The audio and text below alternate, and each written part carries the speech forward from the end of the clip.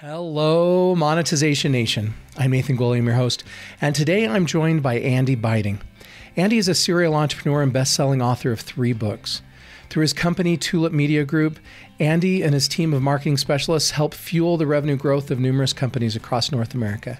In today's episode, we're going to dive into Andy's book, How to Win Clients and Influence People, in which we'll go over the 3 pillars of marketing. We'll also discuss double sales, zero salespeople, where we'll discuss how we can increase sales without a sales team. We'll cover the following key takeaways today. Number 1, Andy's 3 pillars of marketing are digital marketing, print marketing, and interactive marketing. Number 2, digital marketing is the highway to quickly getting your business out to the world. Number 3, messaging in print gives you more credibility. Number 4, interactive marketing puts a face to our brand so we can better communicate emotion and intent. Number 5, instead of looking at sales and marketing as 2 different systems, we should look at them as one business development system.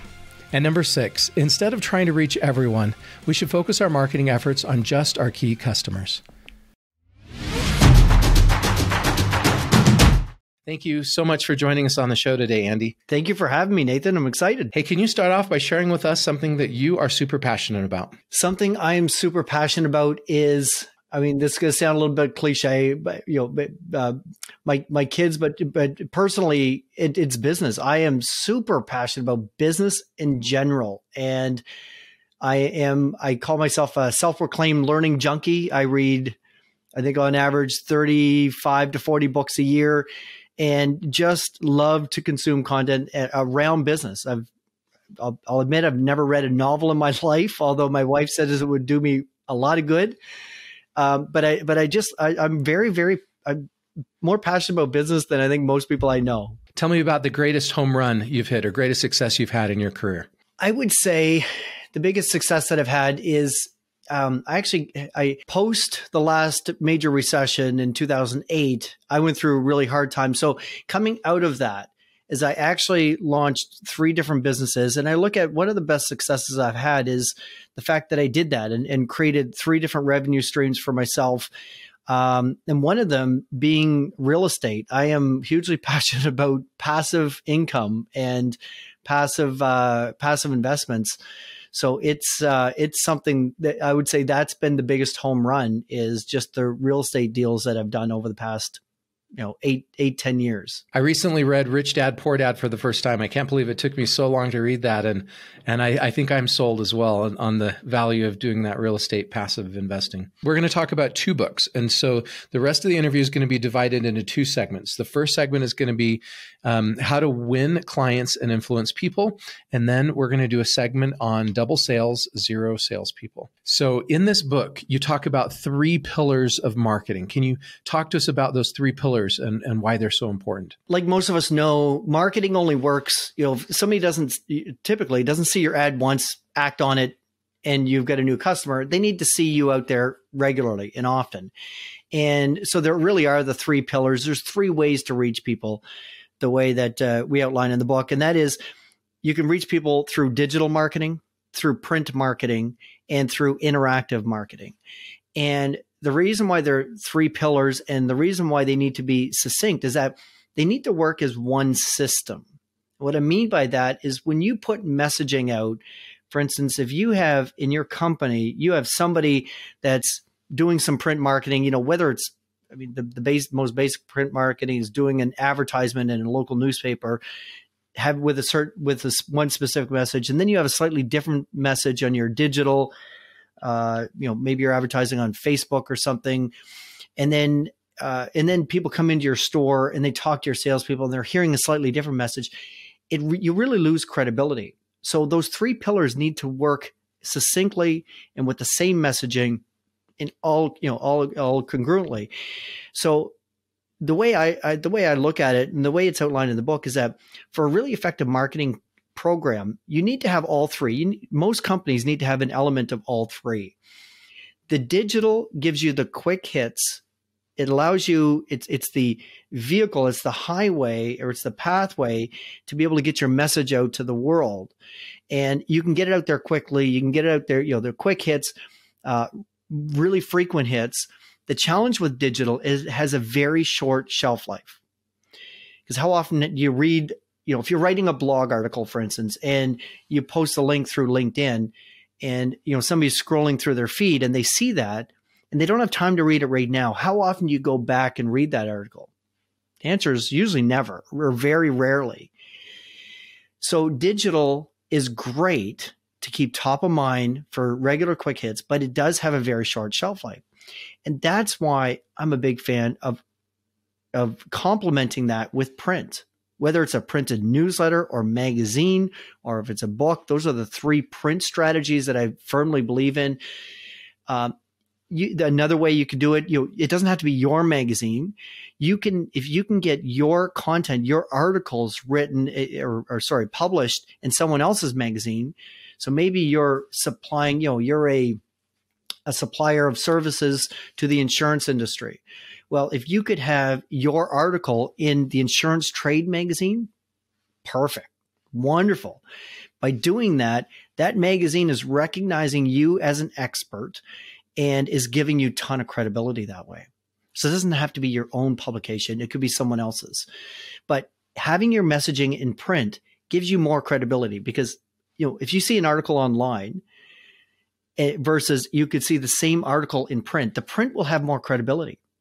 The print is more believable. The studies have been shown many, many times. Print is more believable. In fact, there was a study a few years ago by Deloitte and in Forbes magazine, and the study showed that, especially if you're working B2B and you're sending content out to business owners about business concepts, 84% of readers would rather receive it in print than in digital format.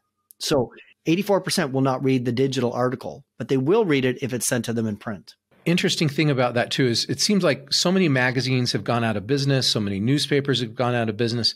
The print has declined radically. And maybe that gives us an opportunity because they aren't so flooded with print, and maybe they're flooded and overwhelmed with digital that it's harder to get in print today, and it's a little more unique to be in print today, and it might set you apart and give you that credibility you're talking about. Yeah. And so there's 2 points there. One, print has gone down overall, but it's not print. It's the old models, the old publishing models. That business model is no longer valid anymore. It's no longer sustainable. So print is still very, very much valued. You just look at when the Kindle came out, everybody thought that printed books were going to be a thing of the past. When in fact, in recent years, it's swung the other way. There's more printed books being purchased than the printed book sales are going up while Kindle is remaining somewhat flat. And people do value that print. We're human beings. We like to touch and feel things. It's more tangible when you can pick up a book and touch and feel it as opposed to reading something on an iPad.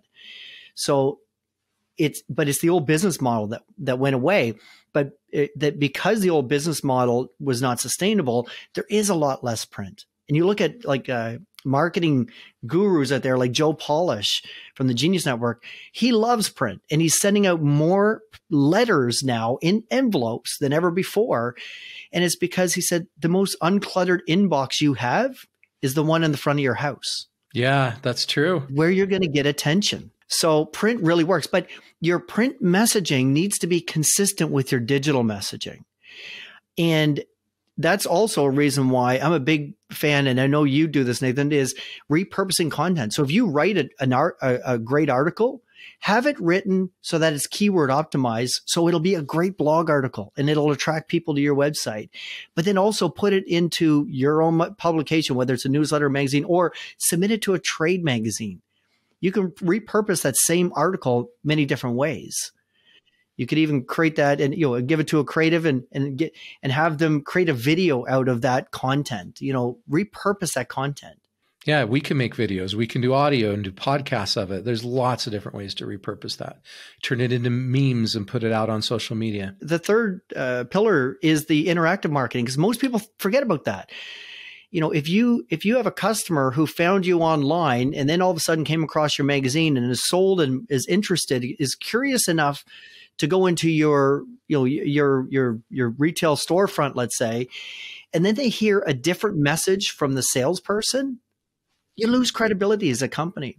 So your digital, your print messaging has to be consistent with your interactive messaging. Interactive marketing is anytime you're conversing two ways with clients, with potential customers, whether it be salespeople on your sales floor, if you're selling B2B, you're doing industry talks at conferences and events. It's anytime you're live talking to someone over the phone, in person, over video, whatever, the messaging that you're putting out needs to be consistent with your digital and with your print messaging. Otherwise, you do lose credibility as an organization. You talk about calls to action. And I've seen calls to action like an ad that didn't have a call to action, and just adding click here to an ad banner triple the click-through rate and conversion rates of that banner. Can you give us some ideas of how we can effectively implement calls to action? And that leads into a whole digital marketing strategy. But with call to action, I'll give a shout out to a good friend of mine, Mike Michalowicz, and he wrote a book. I just read it, just came out a couple months, like maybe a month ago, called Get Different. And it's about marketing. And I'm going to give kudos to a fellow marketing author. And he has the DAD principle. Good marketing needs to differentiate, needs to attract people. It needs to differentiate. It needs to attract the right people, and you need to direct them. So you see, like you said, you see lots of great ads that have no direct call to action, have no direction for people of what to do next. And you need to be explicit. I've gone to Genius Network now for a few years, Joe Polish's mastermind group in Phoenix. And Clay Clements is one of the top copywriters in the world. He's written some ads that have produced him millions of dollars in commissions for Google, for some of the biggest names in the world as well. And he was the first one that I remember years ago. He said, if you're writing an article, hook them with a story, bring them on a journey to the solution, and then tell them what to do. If you have an ad online or in a magazine or in a newspaper or on whatever, and you don't tell people what to do, they're not going to do it. They're not going to do anything you don't tell them what to do. And what's interesting, so another great, Don Miller talks about, he's got a whole process called story branding. And he has this thing where, he was in front of a large group, an auditorium full of people, and he had a bullhorn. He said, okay, here's what we're going to do. I need everyone to follow me. We're going outside. Let's go. And he grabbed a bullhorn, went outside, and like 400 people follow him. And he's out on the sidewalk, and he gets up into a soapbox. He said, here's the message. When you tell people what to do, they will follow you. Now let's go back inside. And I love it. So many people, you see great ads that are great at differentiating, great at attracting the right people, but you don't tell them what to do, but you expect them to do what, you have expectations, but you don't tell them what to do. I mean, how does that make any sense? So you need to have that call to action.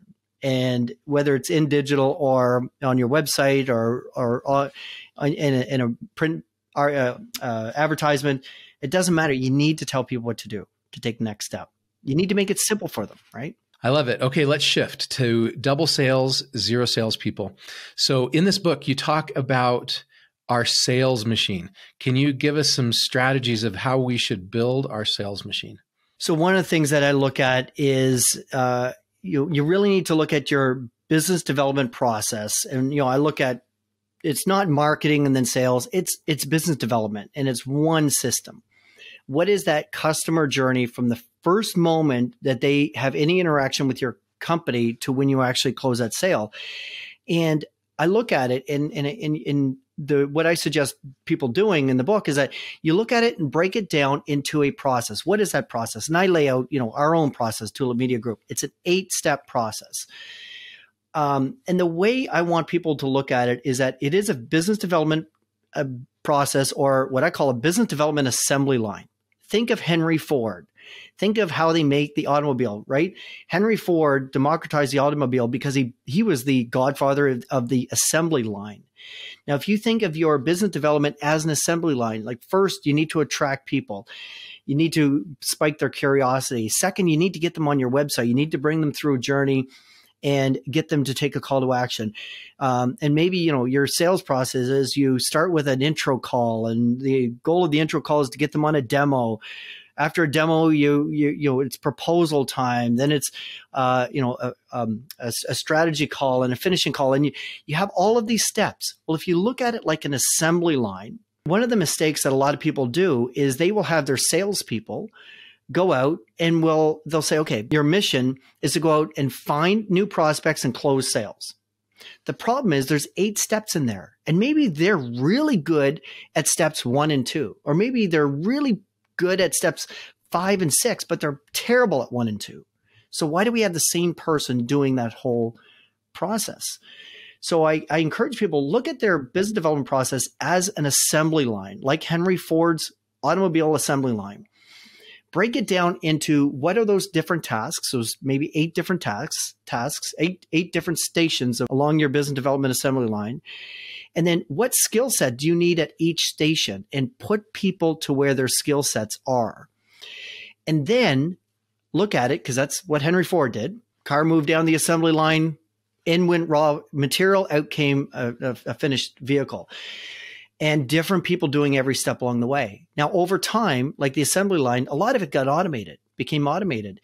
And I suggest doing the same thing. So what we actually do for client partners is we help them build out that business development assembly line, and then we automate the front half. And I'll give you the example, like in our own business with Tulip Media Group, we have an 8-step sales process. And what we've done is through digital marketing, and really effective website conversion strategies, we've automated the first half of the assembly line. So now we don't talk to customers. We used to be a company that did outbound sales. And I talk about a great pivot of 2019 where, we built our company up to where we had a sales team of about 7 people. And in 2019, we walked in and we cut the entire sales team in one day. And we leveraged digital marketing. And then we strategically decided that when a person will leverage digital marketing to hook, line, and hook a new client or a new prospect, and then get them to the point where they're interested enough and they know enough about what we do that they've self-selected. If they're not a good fit, they'll self-select out. And the ones that continue on are ones that are really have a high potential of being a good fit and are interested in what we're doing. We will then join them on strategy calls and their later stage sales steps or stations in our assembly line. And the best people to have those calls, we found, are actually the people working in production, because they're the ones that'll get the client excited. It's not a salesperson giving a lot of high pressure. It's production people getting them excited about their project. And then there's different people that will come in and talk about their strategy. That different person come in to actually build the process for them, and then somebody else comes in to close who's really good at closing. And if you look at your business development process and that customer journey as an assembly line with different stations, then match up the right people at the right stations where you're getting high value for the time that you're paying for in your people, and they're also typically doing work that they love to do because they're good at it. And it makes the whole thing run much smoother, run much faster, and much more successful. And I tell the story of how we let go of an entire sales department, and the next quarter, we decided to keep the same sales quota, which they had never hit for about 18 months. And we hit it for the first time in 18 months. The same sales quota with no salespeople. And then we tripled that goal and hit it the following quarter. So what was the secret for that? If you had to nail it down to one point, what would that be? Nail it down to one point. Why did you hit that quota with no salespeople? What was the core principle that worked? We leveraged digital marketing strategies to replace old-fashioned sales processes. We went from cold calling, literally hundreds of phone calls logged a day, Nathan, to 0. Chasing, I think at our height, we were chasing, in Salesforce, we had over 300 leads we were chasing to 7. You focused on the right customer instead of selling too many, and you focused on ones. Okay, so you talked about developing and nurturing those customers. How do you do that without the salespeople? You just switch who does it. It's someone, no one likes to talk to salespeople. And so you get them off the phone with the salesperson, get them on with someone that's just answering their questions and helping them. Exactly. Yeah. So what we did is we leveraged digital marketing and conversion strategies for people's websites. And so what we've gotten really good at is leveraging online marketing, whether it be paid marketing or content marketing, using the influencer marketing we talked about before. So, to get people, in the digital universe, none of our clients are at the center of the universe. Google and Facebook, they're at the center of the universe. So we use strategies through paid marketing and content marketing to go in the center of the universe and bring them out to their website. And then we use conversion strategies so that we love to get lots of people that might have some curiosity about what our client partners are selling, the products or services they're selling, to get them onto their website, and then using conversion strategies to get the people who are a good fit for what they sell to be really excited about moving forward and want to engage with the company. Those who are not a good fit just don't pursue it any further. So we use automated online marketing strategies and conversion strategies. And so instead of, chasing, 300 leads for the 7 qualified ones, we're just dealing with the 7 qualified ones because they've come to us now, or they've come to our client partners now. And then when they've come to the client partners, it's not an outbound sales process. This is inbound service. This is inbound sharing about what we can do to help their business. And that's what makes the difference, is that the people that they're talking to want to talk to that company, to engage with them, to learn more and potentially engage with them. And that's why production people and service people are actually better, oftentimes, that's what we found, to talk to potential prospects than salespeople are. Thank you so much, Andy, for sharing your stories and insights with us today. To learn more about or connect with Andy, you can visit his blog at tulipmediagroup.com or check out his books on Amazon. And you can find links to those sites and the blog post for this episode on our website.